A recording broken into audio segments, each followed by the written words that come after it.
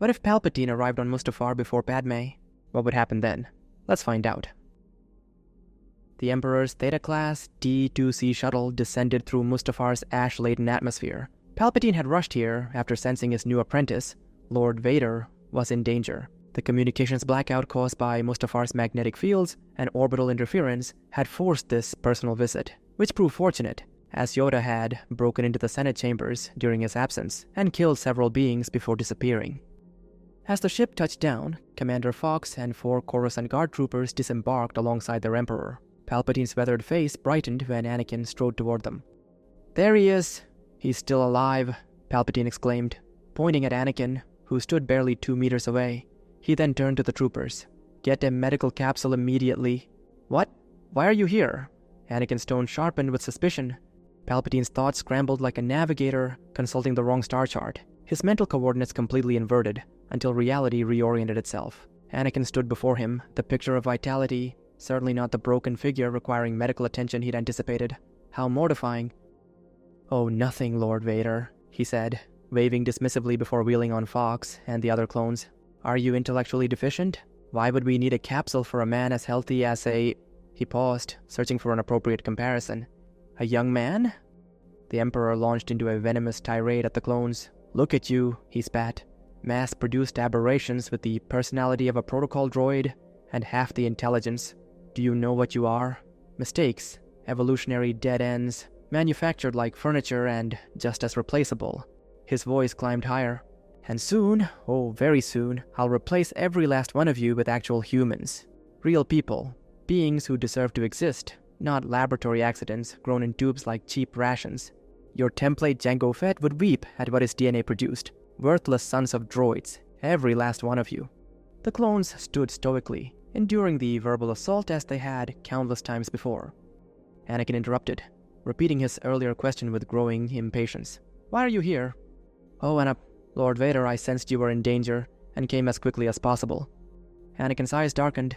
"Who do you think you're talking to right now? Who is it you think you see? Do you know what I've accomplished? The Jedi Temple is ash. The Council, extinct." He stepped closer. "No, you clearly don't know who you're talking to, so let me clue you in. I am not in danger, my lord. I am the danger. A Jedi senses a disturbance and gets struck down. And you think that of me? No, I am the one who strikes." "Of course, my apprentice, of course," Palpatine nodded appreciatively. Fox's wristcom beeped. The commander raised his arm, tapped the device, and listened to the message that came through the small speaker. "Emperor," Fox reported after a moment. "New vessel approaching. Naboo registry." Palpatine smiled. There was danger after all. He wasn't merely a paranoid old man.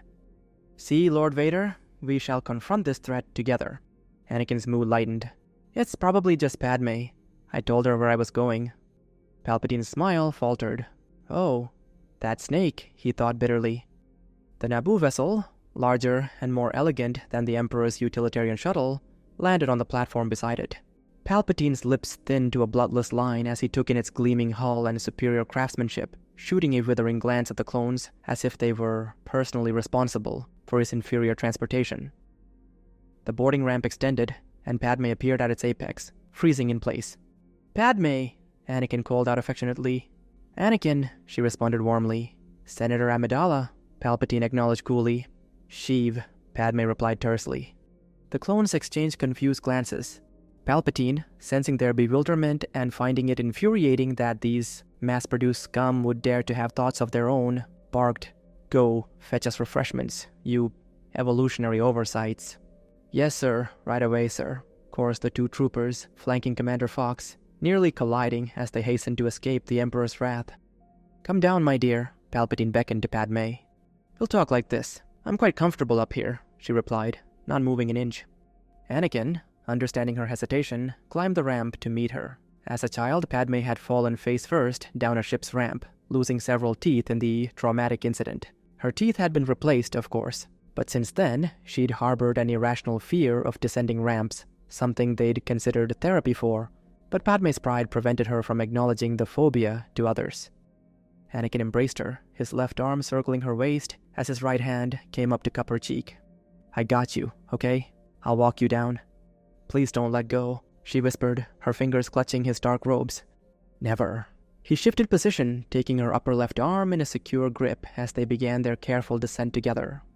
Meanwhile, Palpatine averted his gaze from this intimate scene, pretending to admire Mustafar's sulphurous sky, where the distant sun struggled to penetrate the thick ash clouds, creating a tableau of light suffocated by darkness. Symbolism for something profound, surely. When they reached solid ground, Padmé exhaled in relief. They approached Palpatine. "What brings you here, Chancellor?"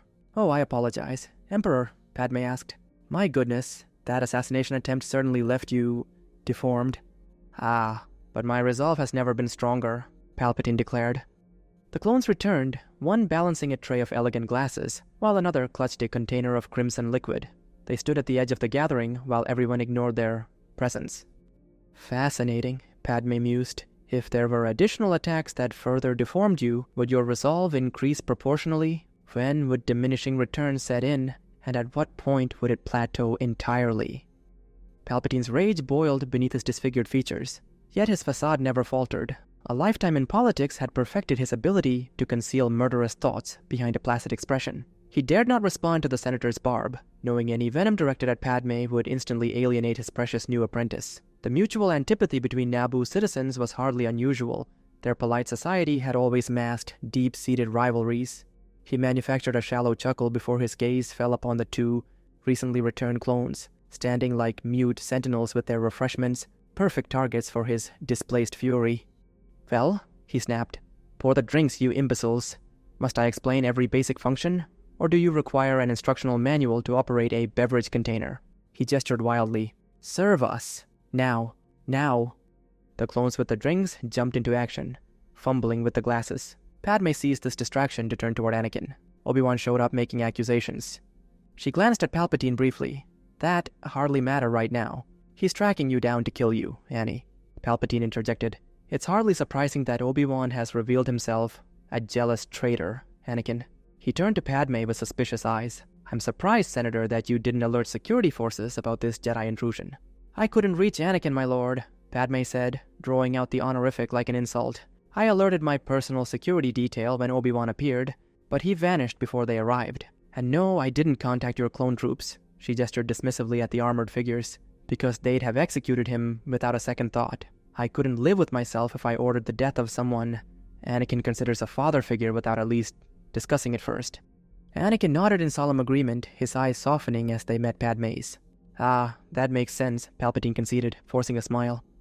One of the clones approached, carrying a tray bearing 3 glasses of crimson liquid. He positioned himself equidistant between the Emperor and the couple, offering the refreshments with a stiff military bow.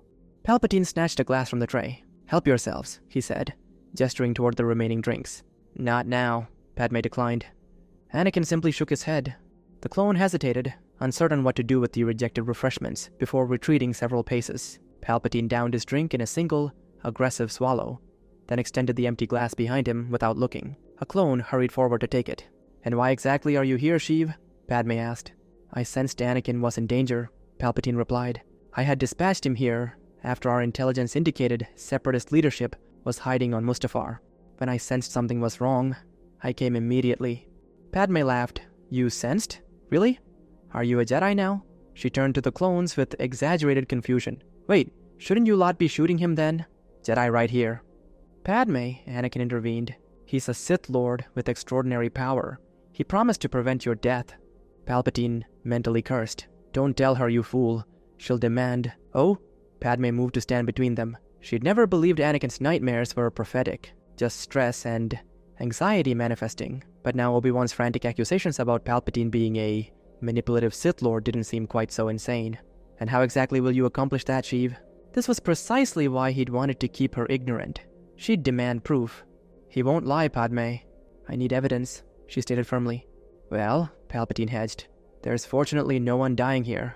Otherwise, I might have—" Without warning, Padmé drew her blaster and shot a clone in the chest. She knew the others wouldn't react. She was standing with their Emperor and Anakin, clearly in positions of authority. There, keep him from dying. The remaining 4 clones stood frozen in shocked silence. "Ah well," Palpatine said, gesturing at the corpse. "He's already dead. I can only prevent death, not reverse it. A crucial distinction. A convenient distinction," Padmé observed dryly. Anakin, struck by inspiration, force-pulled the clone and drove his lightsaber through the trooper's gut. The clone collapsed, screaming in agony. "Brilliant, Annie," Padmé said approvingly. "There," Anakin gestured at the writhing clone. "He's dying, not dead yet. Show us what you promised." Anakin smiled expectantly. Now Padmé would understand he hadn't slaughtered everyone he'd ever known without purpose. Palpatine found himself cornered. He'd murdered Plagueis before learning how to prevent death, his entire scheme built on lies. The fabricated narrative was simple. The Jedi would kill him, leaving Padmé to die without his intervention, forcing Anakin to strike first to protect them both. In truth, Palpatine never believed Anakin's visions were prophetic, merely stress-induced nightmares he could exploit to push Skywalker toward the dark side, planning to later claim it was this power that saved her. Padmé's questioning continued. Perhaps he could mind-wipe them both, but Anakin's power had grown. The moment he sensed the manipulation, he'd turn on him. Then a fight. When Palpatine wasn't confident he'd survive, prophecy or not. "What do I do?" Palpatine thought desperately. "We're waiting," Padmé prompted, as the wounded clone squirmed on the platform at Palpatine's left. Suddenly, Palpatine heard a voice within his mind. "Sidious, allow me to help you," it said. "What is this?" Palpatine thought, recognizing his master's voice. "No time for questions, Sidious," Plagueis' voice hissed through his consciousness. "The Chosen One will destroy you unless we change this fate. Fail now and perish. Kneel beside that dying clone and grant me partial control. I'll heal him through you. In return, secure me a immune vessel for rebirth. I exist now as merely a whisper in the Force, patiently awaiting this chance to offer aid and request yours. You could obliterate my essence with a thought. I pose no danger, only opportunity." Palpatine detected the presence, infinitesimal and fragile. Like a bug he could crush with a thought if he chose. Palpatine glanced at Anakin, whose smile had vanished, suspicion and anger growing in his eyes. Trapped between prophecy and desperate gamble, Palpatine embraced the latter. "Very well, Master," he thought back. Plagueis' consciousness merged with Palpatine's as he knelt beside the dying clone. Two minds in one body worked in tandem, hands hovering over the wound, and the trooper's injuries closed. Padmé's eyes widened in astonishment as the clone rose to his feet, fully recovered. "Yes," Anakin exclaimed triumphantly. To confirm it wasn't a fluke, Anakin force-pulled the healed clone and drove his saber through the trooper's gut again, then threw him at Palpatine's feet, demanding a second demonstration. Palpatine reluctantly allowed Plagueis to assist once more, wondering how his master's essence had survived. Perhaps that explained the defiance he'd sensed that fateful night in the Kaldani Spires 13 years ago. "You're close to understanding, Sidious," Plagueis chuckled within his mind. The clone was healed again, trembling in terror before scrambling to his feet and retreating behind Fox. "See, Anakin, I told you I could," Palpatine began, before violent convulsions overtook him. He collapsed, making inhuman noises. "What's happening?" Padmé gasped. Anakin gestured urgently to the remaining clones. "Help him!" The troopers stood uncertain, one asking if the Emperor wanted another drink, while Fox wondered if they should go get a medical capsule immediately.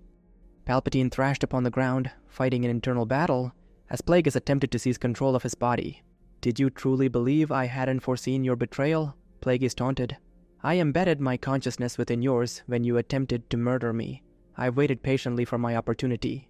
All I needed was for you to give me control once. Now, young Sidious, you will die." Palpatine panicked and tried to crush the presence, bringing his will down like a heel to stomp it out. But when he stepped, the bug didn't die. It tore through the sole of his foot, driving upward through the wound into his flesh. Like a Deson flesh borer, the parasite was burrowing up through his body, racing toward his mind. "Anakin, help me!" Palpatine screamed. "That Plagueis is taking over." Force lightning erupted from his fingertips, directed at his own body as he fought himself. The observers retreated to a safe distance. Anakin stood frozen, uncertain what to do, while Padmé watched in morbid fascination. The trooper holding the drink container battled an intrusive urge to pour it over the convulsing Emperor. See what happens when liquid meets all that electricity. An impulse he suppressed. Then to make matters more strange, Anakin sensed a presence he hadn't felt since. He turned to find Obi-Wan Kenobi standing at the top of the Naboo Starskiff's ramp. "Anakin, I know what you did," Obi-Wan stammered, descending slowly. He'd been asleep in the ship's climate-controlled hold when Palpatine's screaming and yelling finally woke him, and now found himself distracted by the convulsing Emperor, the lightning and the general chaos unfolding before him. "Annie, I didn't know he was aboard," Padmé whispered, her expression plaintive. "I know," Anakin replied, positioning himself protectively between her and his former master. "Help me," Palpatine continued screaming, electricity arcing across his writhing form. Plagueis' parasite burrowed deeper toward Palpatine's core consciousness.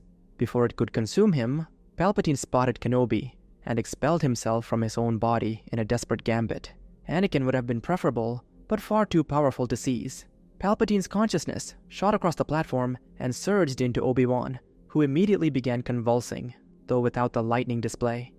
The body formerly housing Palpatine, now controlled by Plagueis, stood upright, snatched the drink decanter by its side handle from the stunned clone, and drained it completely. "Thank you for your assistance, my friend," he said pleasantly, handing it back. The clone found this courtesy far more alarming than anything else he'd just witnessed. At the same time, Obi-Wan ceased convulsing and rose to his feet, now inhabited by Palpatine's consciousness. "Anakin, it's me. Palpatine," he declared, pointing at his former body. "He is evil. That's Plagueis." "Skywalker," Plagueis countered in Palpatine's raspy voice. "He's lying. He never possessed the power to save anyone. I am Plagueis. He murdered me before learning my secrets. His plan was to kill your wife and blame you.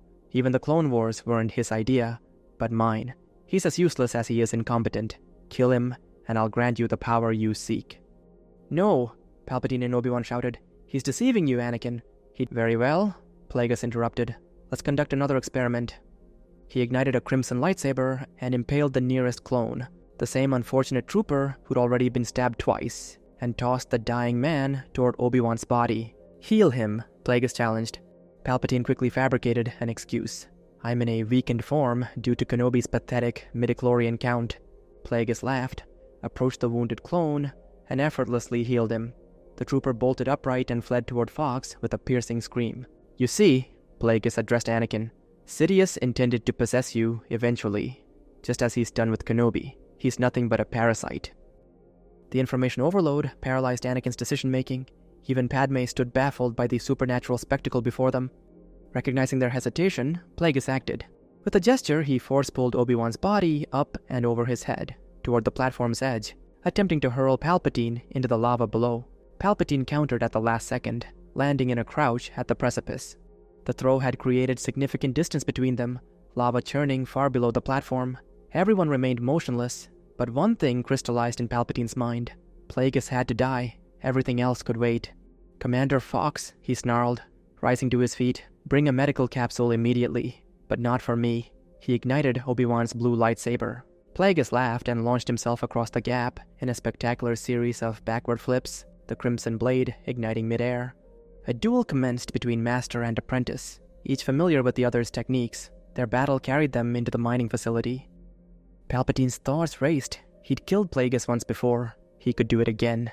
If only those incompetent clones had brought alcoholic beverages, perhaps Plagueis, with his notorious sensitivity to spirits, might have passed out, making the task simpler.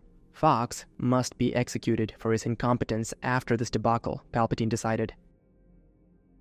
"Anakin, what in the galaxy is happening here?" Padmé asked as the duel disappeared into the facility. I don't know," he admitted. Padmé took his arm. "So can we go?" "No, we'll wait," Anakin said. "See who wins. But if this leads nowhere..."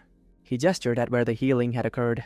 "At least we know Force healing is real. I can access the restricted Jedi archives, find the technique myself."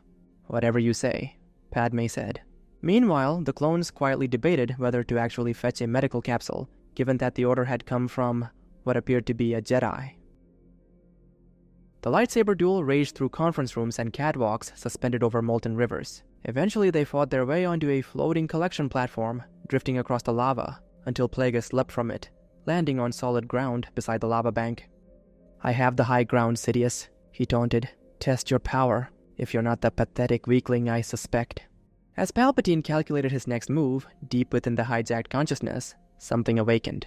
The phrase high ground resonated through Obi-Wan's dormant essence like a forgotten mantra. In that fleeting moment of recognition, the Jedi Master surged against his captor's control. Despite Palpatine's desperate resistance, Obi-Wan seized just enough command to make the only choice that mattered.